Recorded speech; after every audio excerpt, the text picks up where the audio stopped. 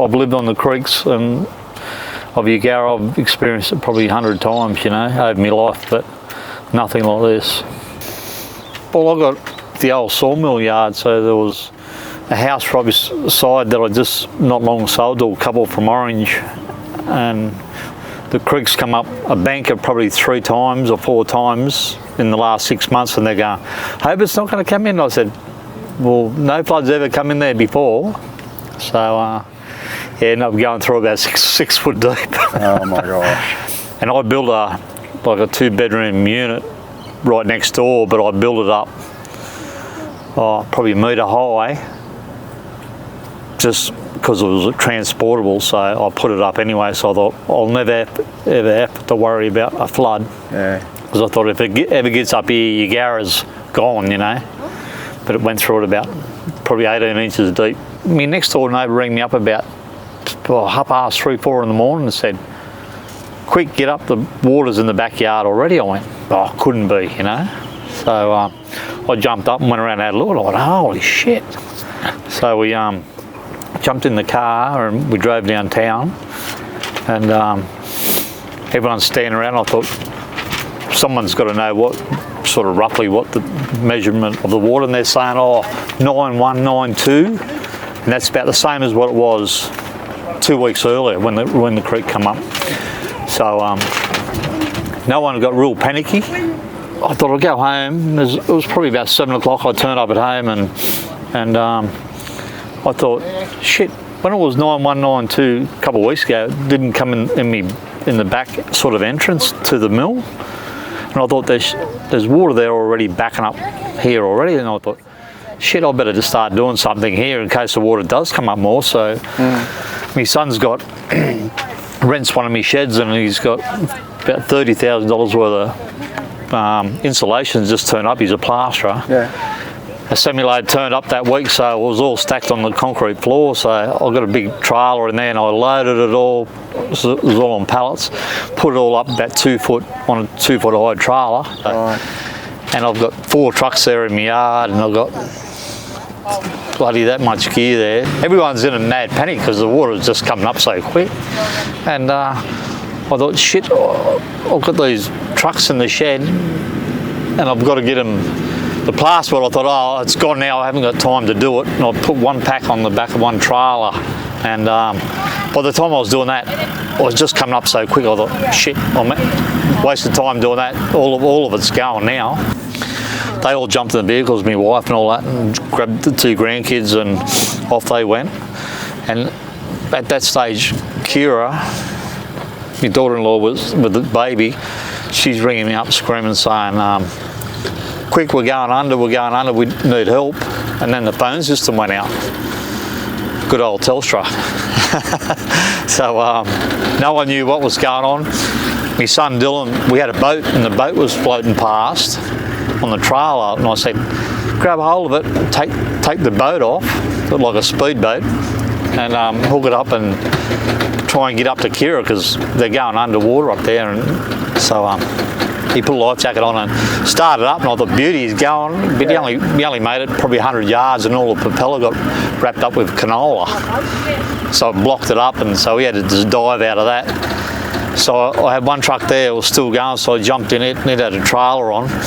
So I flew out the gateway, and I was heading up Nanima Street into the floodwaters, and it just kept getting deeper and deeper. And next thing I got water coming out of the bonnet and canola, and I thought, shit, I can't make it. So I pulled up, put it in reverse, and I reversed it all the way back down to the end of Nanima Street on the Goolagong Road. There was about, probably 20, 30 people down there in waist up there, and there was a little baby about 2 weeks old with a mother. So they all jumped on the back of the trailer, and they had somewhere, like, we all got up there and had to ride it out for about 7 hours sitting on the trailer. And then in the meantime, someone had a Vodafone phone, and they said, oh, Stephen, my brother, he was on the truck with us, and they said his wife's been washed away in a car and missing. So we thought, oh, she's gone. We didn't know whether Kira was still alive or whatever with the baby. And then so everyone started panicking and whatever, and Dylan had the life jacket on, so we tried walking up the road, but it was just, this current was just too strong. It just kept knocking you over. So there's about 4 houses up the side, so you went house to house, so the water wasn't so fast. And then we didn't even know he was gone, actually. And next thing you know, we seen this tractor coming out of the driveway, and all you could see was a bucket. And him from about nearly head height. And he was coming, driving it down, and then me and my brother Stephen got in the back of the tractor, and we had to go in reverse because the water was coming over the front and it was just drowning us, so we went in reverse. You're in a tractor? Yeah, tractor. And you're reversing? Reversing back up into the floodwater. So Dylan's sitting up to about his tits, and me and Steve were in the bucket starting out of the water, telling me which way to go. We had to reverse, and we got probably 80% of the way up Nanama Street, and it was getting too deep. So we veered off to the left. There's a street going up there, and I knew if we go that way, it's going to get shallower.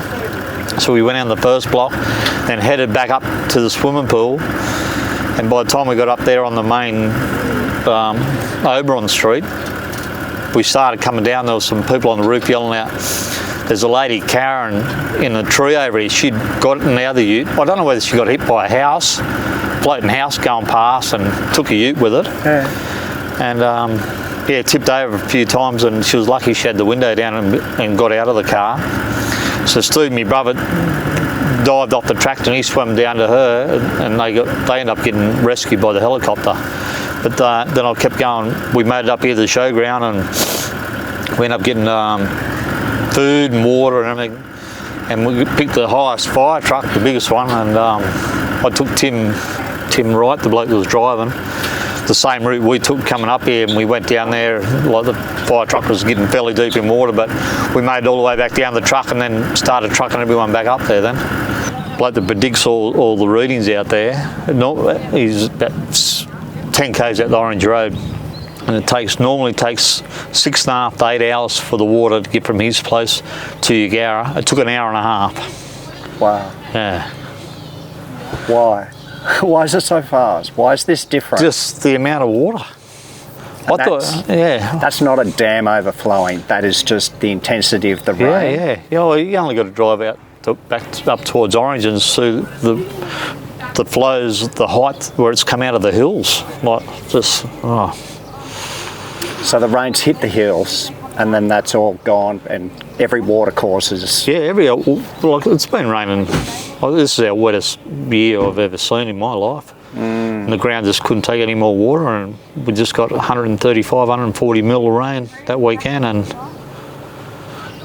bang, it was just like a dam breaking open. And the littlest one, Cruz, he's about 7, and he was scared. Yeah, he'd start bawling and wanting his mother and whatever. And where's his mother at this time? We didn't know whether she was still going or not, actually, but we were lucky the helicopter picked her up, got her out of the roof, and yeah, with a new bub. Golly. If that had happened at midnight, you'd be going to 400 funerals, because none of the older majority of people would have been able to get out of their houses and get away. Like, we're just so lucky it didn't hit at night. Yes. Oh, no. Where are you living now? Just over here. Over there. Wow. How many of you sharing a van? Oh no, it's only me and my wife Kylie. Yeah. Okay. So. Gosh. No, we've spent about 12 months in it already. We've just been doing up the house, and we moved into it for 2 nights. And so you're quite familiar with van life. Yeah, back to living in the van again, and now gutted the house again and back to start. So you've renovated the house. We spent all 12 months renovating it. And now a flood's gone through. Yeah, brand new kitchen, brand new everything, and it's all swelling up. Yeah, we've went around and cut the gyprock about 800 high now, just a bit above where the floodwaters went, and ripped it all out, and just new lounge, new everything. It's all gone now, so back to scratch. And I've got no insurance because down there on the creek where I live, it's, you know, minimum 20. They want $25,000 a year just for flood insurance. So, because I've sold a property, our farm we had out the road, and they said, "Oh, if you got money in the bank, the government's not going to give you anything." You know, well, I've been working for 40 years, and I've got no super because I worked for myself all my life, and now that, you know, if they're not going to give us a handout, I'm going to be using all my life savings to rebuild again. All of my fences are gone, all the shed walls are blown out, water's got underneath the concrete slabs and lifted the concrete up. Bloody, I've probably got $300,000 or $400,000 worth of damage, plus what I've lost. Yeah, so. Oh, that's horrible. I can't see them saying, "Here, Peter, here's a cheque for $500,000 for what you lost." Be lucky to check for $50, I think. Yeah. So what happens just in the immediate future? How are you spending your days at the moment? What's going on? Cleaning up, actually. Yeah. It's just such a mess. It's the messiest flood we've ever had. Because of all the canola crops that were cut, they just was floating and getting tangled and everything, tangled around poles, everything up against your shed walls, and just put that much weight on everything. It just took everything with it. Right. Explain that for me. So the canola's been cut and it's on the ground. Yeah, well, it's laying up like the canola crop, and it's laying on top of stubble about 2 foot high. Yeah. And as the water's come through, it's just taken it with it, and it's just gotten through everything. It's the worst thing. Like, you couldn't walk in the water because you're tripping over in it, and if you drive around town, you just got to see it. It's just everywhere. It's clunked around everything. It's put that much force because the water and the mud and stuff in the water. It's just one handful of that, you couldn't even lift it. That's how heavy it was. Like, just one bunch of canola, and all my shed walls are taken out, gone. Bloody, yeah. It's just every fence. Like, I've got big 8-foot mesh fence around my yard. They're all gone. Bloody, yeah. All my new colourblind fences in around this house I just sold, put all brand new fence up. They're all gone. Bloody, all of my stuff I had in my sheds that I thought I'd put up high enough would be on a normal flood, but yeah. How do you cope day to day? It's yeah, it's getting to me, but yeah.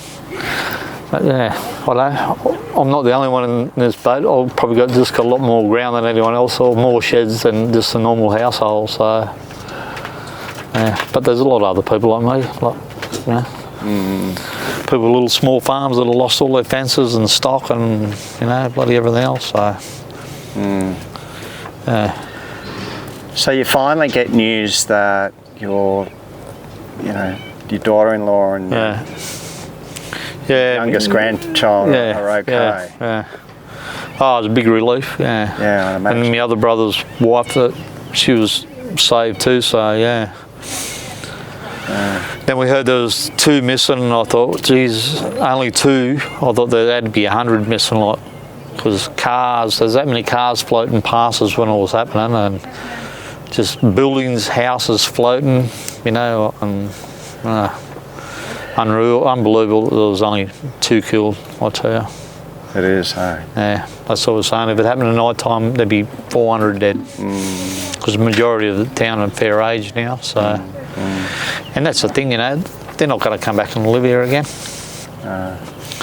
Like, there's probably 40 houses that have been washed off their foundations or floated away and whatever. There's a lot of other old houses they're just going to demolish and stuff now anyway. I don't know how they're going to get paid for them, but... What's your impression of what's going on here at the showground and the different groups that are helping out? Yeah. They've been... it's been handy, the amount of volunteers, the help, and people, their generosity's been unbelievable. Like for food and clothes and just everything, really. Only we need now is the government to put their hand in their pocket. But What will people need going forward, like in a year from now or 5 years from now? What do unless we do something like start building and get infrastructure built in Eugowra, like a shopping centre. There won't be Eugowra, I don't think. So it's just sort of wait and see what's going to happen with Eugowra, really. It's a good little town. You know, we get fair share of floods, but nothing like this. Like 2 weeks or 3 weeks ago, where everyone at 9.1, 9.2 was up and it was gone the next day, you know. So if it gets into your business or out in the street, it makes a bit of a mess, but everyone's out and cleaned up, and 2 days later you wouldn't even know a flood had been here. It's just only a small town, and we're nearly all in the same boat. If you go past everyone's houses, they've all been gutted, everyone's lost everything. So everybody's in the same boat. It's only, you know, it could be 20 or 30 houses up the high country that, around the hospital and that didn't get washed away.